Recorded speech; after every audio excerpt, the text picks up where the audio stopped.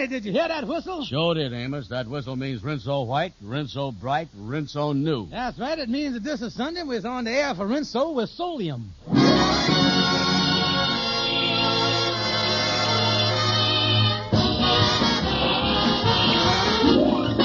Amos and Andy Show with Lou Lubin, Ernestine Wade, Johnny Lee, Corny Anderson, Gene Vanderpyle, Jeff Alexander and his orchestra, and radio's all-time favorites, Amos and Andy.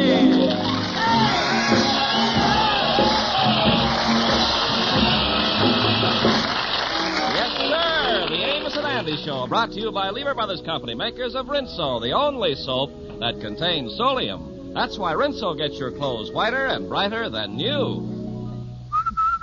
Rinso white, Rinso bright, Rinso new. happy little varsity song.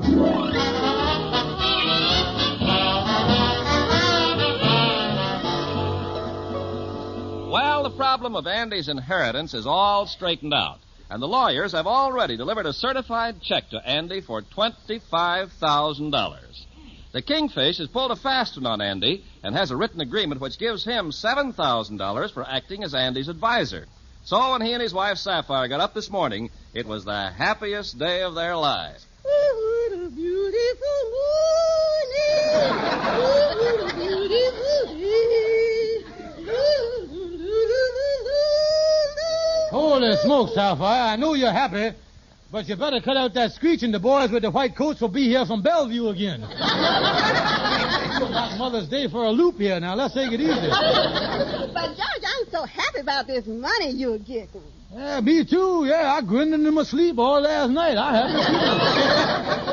You know the first thing I'm going to do? I'm going down to the beauty parlor and spend just as much as it takes to make me a glamorous and attractive woman. Well, now, take it easy here. Don't go spending that $7,000 in one crack here.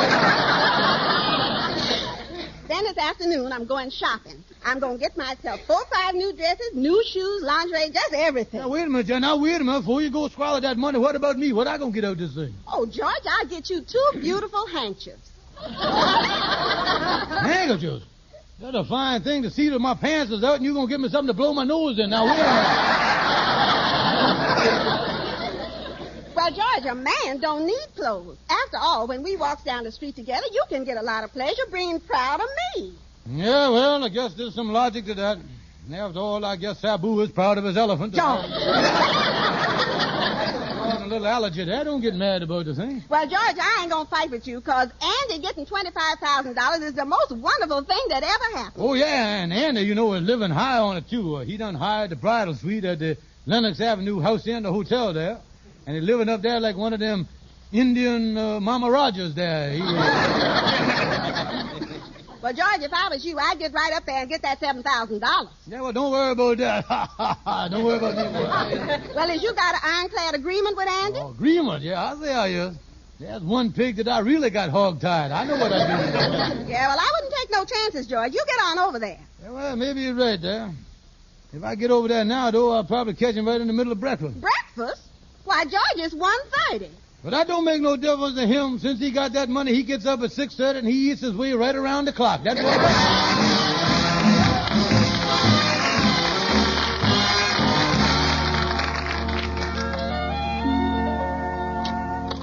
Come in, Kingfish, old pal. Welcome to the presidential bridal suite. Yeah, well, look at you there. And they're sitting up there in bed eating breakfast with red silk pajamas on. Look at you, will you? Yeah, and I'm doing the kind of eating I always wanted to do, Kingfish. Yeah, what's that you got piled up there on top of them steaks? Mushrooms? Kingfish, old pal, between the steak and the mushrooms, there's lamb chops.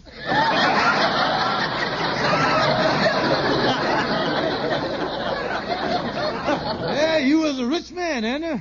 Let me sit down and talk to you there. Yeah, take them new checkered coats I just bought off the chair there and sit down. What is these coats made out of?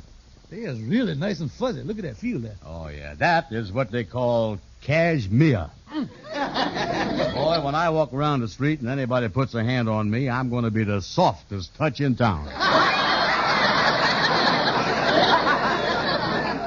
Hey, this is some suite you got here, and they're pretty classy. Oh, yeah, I got a living room, 2 bedrooms, and in the bathroom they got a beautiful tiled tub that you steps down into. Steps down into? Yeah.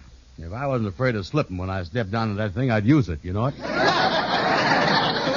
My papa used one of them ones and broke a sacroiliac jack. I wouldn't get in that thing. Andy, you look at you really living in the lapdog of luxury here, ain't you, boy? Oh, I tell you, Kingfish, I done had 2 shaves this morning already and 4 manicures.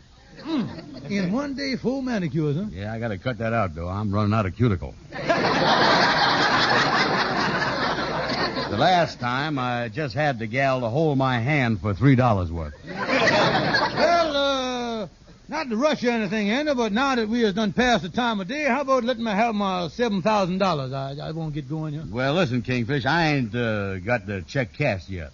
I just been laying here in bed looking at the thing. Look at that. Ain't that pretty, Kingfish? $25,000. Yeah, Uncle done left you a check there. Look at that. Oh, yeah, that's something. Yeah, I see it's done been certified there, too. Hey, wait a minute, Andy.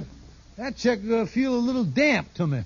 Yeah, well, I guess that's 'cause I've been kissing the thing all morning. Yeah, well, at least keep your big mouth off the signature. You liable to slobber yourself out of a fortune. Tell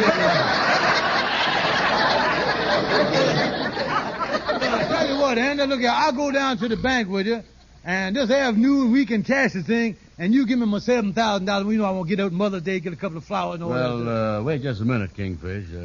I'm glad you come up here 'cause I want to explain to you about that $7,000 that you're supposed to get. What do you mean, supposed to get?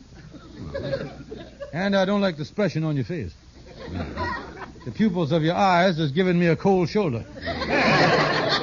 Dilate your eyes, son. Open them up wider. Well, I don't mind opening my eyes, but I'm telling you, I ain't opening my pocketbook now. Well, wait a minute. Something is wrong around here. Is you got the radio on, or is I hearing an echo in the place? What's going on? Well, wait a minute. I'm hearing things, Andy. Listen, Kingfish, I had a long talk with Amos this morning. He say you ain't got no right to take a third of the money that I has inherited from my uncle away from me. Well, now, wait a minute, y'all. Why does Amos sticking his nose in this boat? Why don't he stay out of this thing? Well, he say that you taking this money from me, that ain't honest and it ain't fair play. Well, now, listen. This is an agreement between 2 lifelong friends. And honesty and fair play ain't got nothing to do with it. You don't give me the money, I'm going to bust you in the nose. That's what I'm going to do. Wait till I get my coat off. You going to do what, Kingfish? Well, let me put it another way here. We got a verbal agreement in writing. Now, you Welsh on the thing, and I'm going to haul you right into court, get an injunction, and junk you right into the hoose cow. That's what I'm going to do. Listen, Amos told me... I don't care what Amos done told you. Now, you listen here. I'm going to get that money, and ain't no stupid, ignorant dope like you going to beat me out of it. You understand that, fathead? Okay, Kingfish, I'll give it to you. I knowed you'd see it my way, old pal, old pal. I love you. Well, I'll cash the check this afternoon and give you the money. Yeah, now that's the spirit, boy. Share and share alike. One for all and all for one. Everybody for everything didn't get and all that stuff. Now, look here, just that $25,000 is the greatest thing that ever happened to both of them. Oh, you said it, Kingfish. Ha, ha, ha. You know, I was so happy I might get in that bathtub even if I do bust my sacred crackerjack.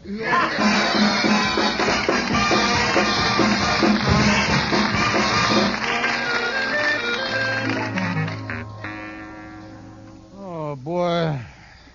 This is great. Andy gonna cash the check, and I get my 7,000 smackers. Think I'll write my farewell note to the Salvation Army. Tell them I don't want no more. Well, come in. Excuse me, my name is Smithers. I was looking for Andrew Brown. It's about that $25,000 he inherited. Oh, yeah. I noticed that you got a briefcase there. Is you done brung the boy some more money? No. Oh, then I guess you done brung him some papers to sign? No, I'm from the government. Yeah, well, I know you ain't bringing nothing then. I know. Are you acquainted with Mr. Brown? Yeah, I was Mr. Stevens, his impersonal manager. You know, I kind of look at him. He ain't around right now, but you can tell me anything that you want to tell him because I just see him as he is. You know what I mean? I listen. Well, you see, the uncle from whom Mr. Brown inherited the $25,000 owed considerable back income tax. So we're going to have to attach the money. You say you're going to attach it to... What you going to attach it to? Tell me. I mean the government is going to seize the entire amount as soon as Mr. Brown puts the check in the bank. See, but mister, you can't. You can't do that. You see, Oh, I'm sorry. It's the law, Mr. Stevens. Would you please have Mr. Brown get in touch with me as soon as he can? Here's a phone number where he can reach me. Good day, Mr. Stevens. Holy mackerel. The government going to grab the money. Now I know how Marie Antoinette felt when they dropped the meat cleaver on the back of her neck. I don't know what.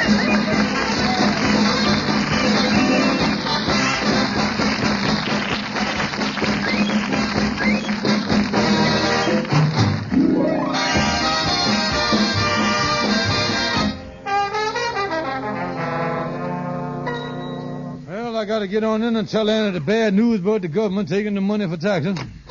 Oh, come in, Kingfish. I'm just getting dressed here. I'm just going down to the bank and cash the check. Mm-hmm. $25,000.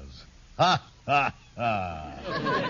Oh, boy, I guess they'll have to send to Fort Knox for that much dough. And you know the expression, don't count your chickens before they're hatched and don't cross the bridges till you come to them?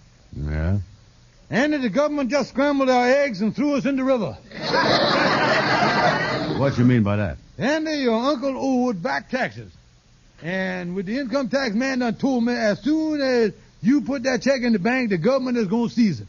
Kingfish, help me back into bed, will you? Yeah. Now, look, man, we can't give up now. Right now, we may look like we're dead. But like a snake, we may be able to wiggle the angle between now and sundown. That's what we got to do. Yeah, well, what kind of wiggles has you got in your mind? Well, now, look here. I done called Calhoun, the lawyer, and told him that we was coming over there, because he's a smart man, you know. Yeah, well, let's go, Kingfish. But the thing I can't understand is why the government want to grab my $25,000. Well, then there's the economic system. They takes the money away from us Americans so they can send it overseas. Then the peoples over there can use it for boat fare to come over here and take our jobs away from us. See what I mean?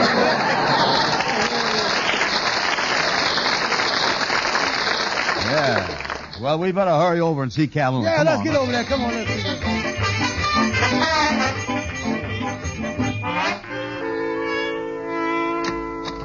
Oh, hello there, Calhoun. Here we are. Hiya there, boys. Come on in.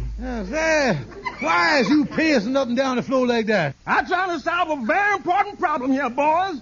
For 4 days now, I've been racking my brain trying to find a solution to this terrible railroad strike. The strike that has paralyzed the nation, that has kept the population of this country from their inalienable right to travel from one section of this great country to another.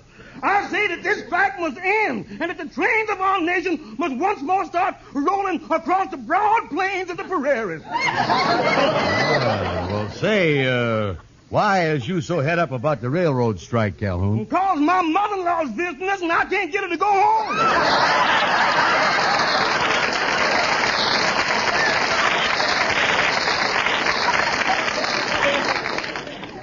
Well, now, look, Calhoun. Like I told you on the telephone, the government is going to grab Anders' inheritance before he can cash it. Now, as you figured out any way that we can counterattack, figure out that. Well, boys, I done looked it up, and the only way you can get around it is for the money to be used for expenses connected in settling the estate. Expenses? Sure, you're allowed to deduct the expense from the $25,000 before the government steps in. Yeah, well, as far as my uncle is concerned, he done pass on. He ain't in no position to be no spendthrift right now. Yeah, but putting him where he is now must have caused something. Maybe you could sort of jack up an expense for the little going-away party. Yeah, well, now, that's a great idea.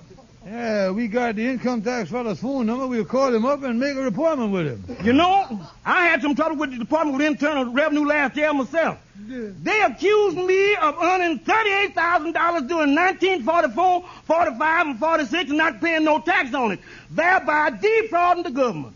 Is that so? Yeah, and I sued the government. I sued them for defamation of character. The idea of them ruining my good name, ruining my reputation by saying that I earned $38,000 during 1944, 45, and 46. Yeah, well, how did you prove to them that you didn't earn the money during that time? I proved that I was in jail during the whole 3 years.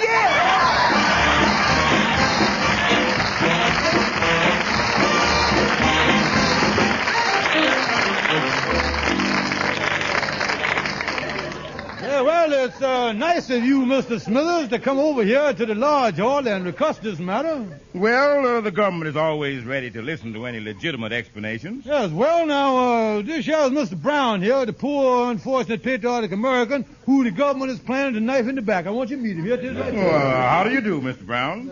I know it must be a shock to you that we have to seize that $25,000. Yes, sir. I has heard how the government soaks the rich, but I didn't count on getting this wet. Yeah, now, Mr. Smithers, natural, me and Mr. Brown here wants to act above board on the line and all that, but natural, there's a few expenses in disconnection with his uncle's passing on, you see. Yeah. Oh, you mean to say that Mr. Brown took care of those expenses?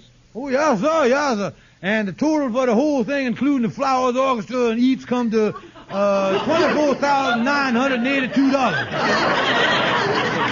Now, that's what we intend to do our duty and fork over the balance to the government. Give the man the $18, Andy. Let's get out here. Well, now, wait a minute. How in the world could these expenses amount to $25,000? Well, when Mr. Brown's uncle departed, he departed first class, didn't he? Oh. He couldn't take it with him, but he sure spent a lot on the way. Hey, it was the most expensive hunk of bucket kicking you don't ever heard of.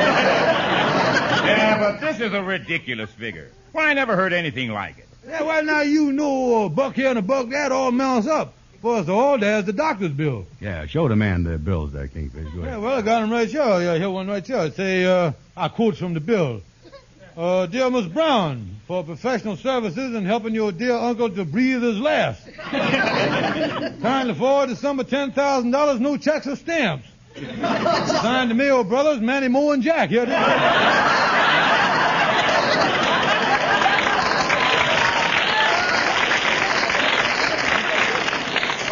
So there was $10,000 for doctor bills. Well, that may or may not be true, but it still leaves a balance of $15,000.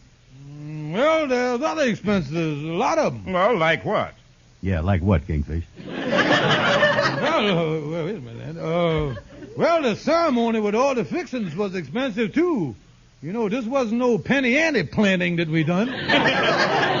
Well, those things can cost just so much. Now, how do you account for the $15,000?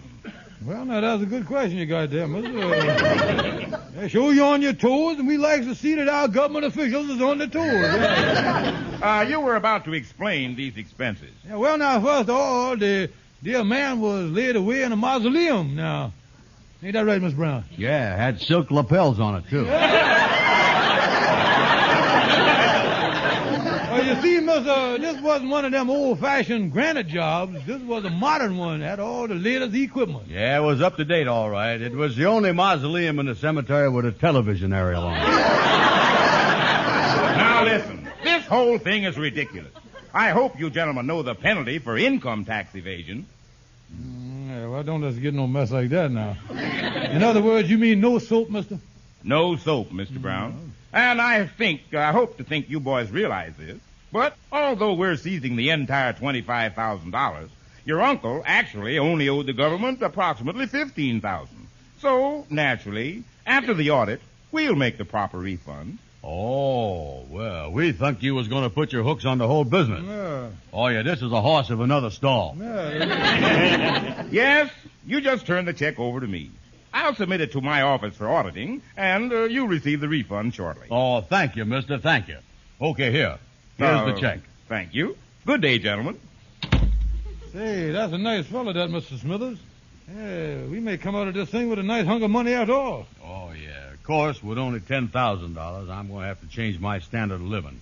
I'll just have to cut myself down to 6 meals a day. Yeah, that's it.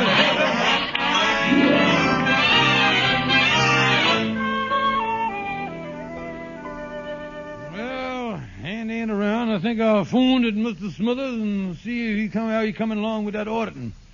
I lost the number he gave me, so I guess I'll just call the main income tax office. Yes, I's in the money, I's in the money. Hello? Bureau of Internal Revenue. Oh, miss, let me speak to Mr. Smithers, please. Mr. Smithers? Yes, the big shot down there, Frank H. Smithers, short fellow with glasses. May I speak to him, please? I'm sorry, there's no Mr. Smithers here. Excuse me, I didn't hear you there. My sinuses has been backwashing on me here lately. I said there's no Mr. Smithers working for the Bureau of Internal Revenue.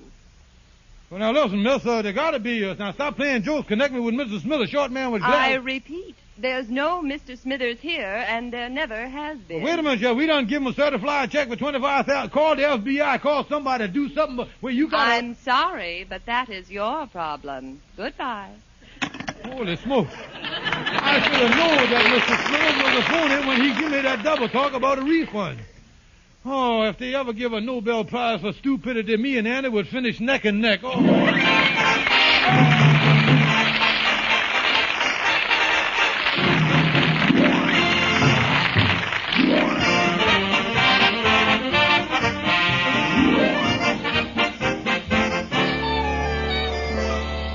Holy smokes, that phony Mr. Smithers done got away with our money.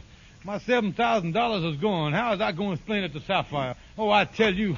Oh, Shorty the barber. Kingfish, I had to come over and tell you. I had to come over and explain to you. I had to come over and let you know. You see, I had to...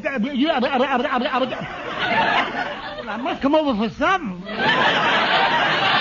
Look here, Shorty, I ain't got no time today to talk with you. Some sharpie done got away with Andy's $25,000. Now, what in the world can I do to straighten out this mess? Well, simple, Kingfish. Just go to the police and just put the FBI... Just send out a tracer. All you got to do, don't ask me. Well, look here, Shorty, this is a terrible blow to me and Andy, having the money snatched right out from under our noses. Yeah, but Andy is really upset about this thing. Yeah, well, yeah, he don't know about it yet, though, Shorty. Say, wait a minute. Hey, maybe on that basis I might still get some money out of the boy. What you mean, Kingfish? Yeah, well, he thinks that he gonna get $10,000 refund from the government. Mm. Maybe I could get him to settle with me for $500. Yeah. You could tell him that you had to leave the country in a hurry or something. Yeah, I could tell the boy that I just found out that I was a fugitive from justice, and the police is after me, and I need the money to get out of the country. Yeah, that's a good idea, all right. Yeah, I say, Kingfish. I just remember what I wanted to tell you when I first come in here. Oh, it's come to you, huh? Yeah, it come back to me. Yeah, well, what come to you, Shorty? I wanted to tell you that the thing I had to see was... what I want you to know is the important thing is, you see, it's gone again. Oh.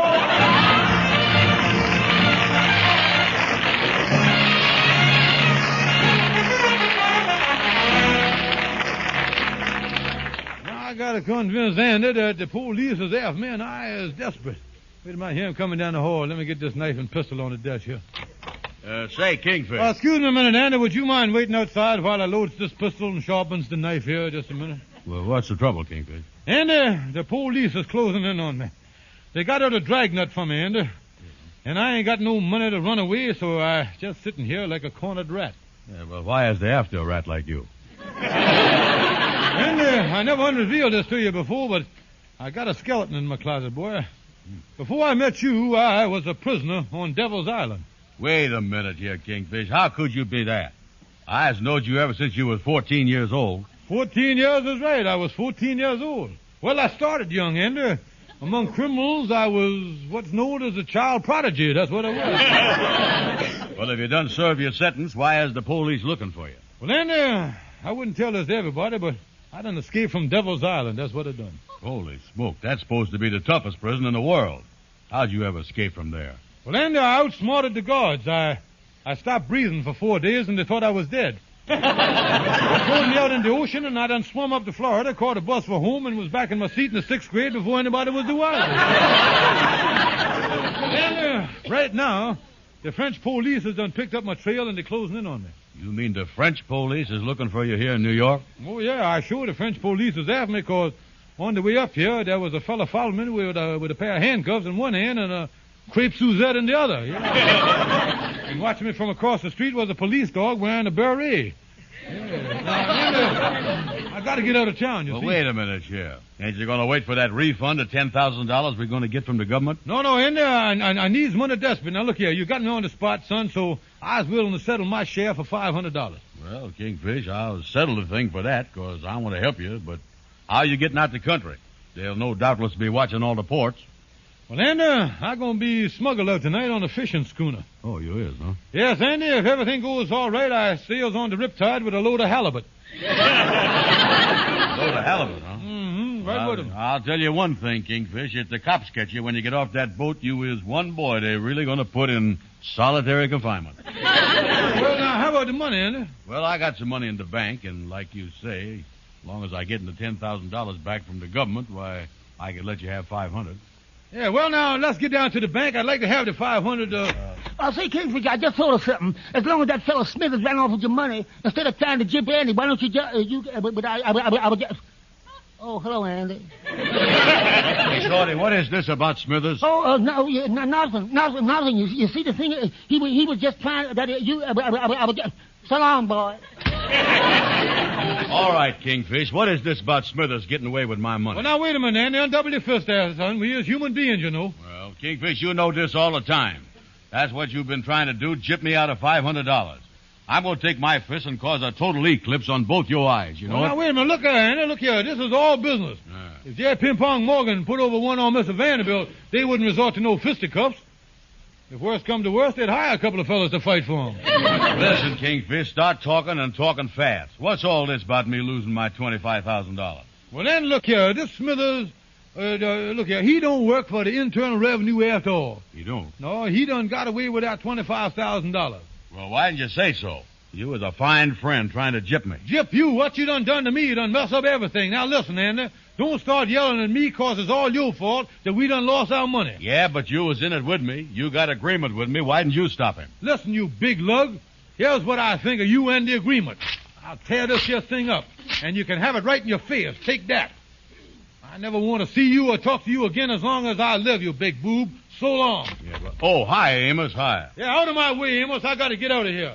Yeah, well, what's wrong with the Kingfish, Andy? Oh, he's sore. Some guy named Smithers done gypped me out of that $25,000 inheritance. No fooling. Yeah, and the Kingfish tore up his agreement with me and throwed it in my face. Oh, I was in a mess.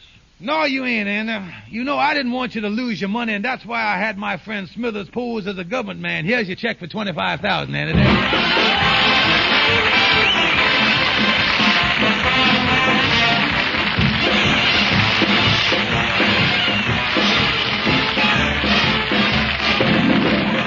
Good night, folks. See you next Sunday. This is CBS, the Columbia Broadcasting System.